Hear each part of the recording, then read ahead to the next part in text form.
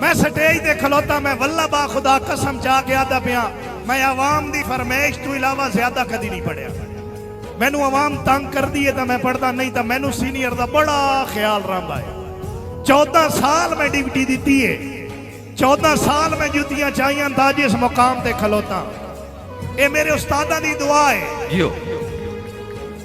ये मैनू शौक कोई नहीं कि मैं संग फरदे बशर दा बेल लजिया लभ गई तो सट नू खत्या।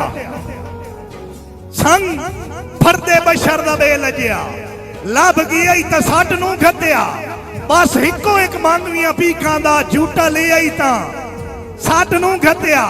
बस इको एक मांगवियां पीकां दा झूठा ले आई ता सट नू खत्या। और इन्हां बाई चो जरी एक निकलन दा राह ढी आई ता सट नू खत्या। बड़ी मुद्दत तक आवेश ताड़े चाहे हाथ पे आई तो सट नू खत्या।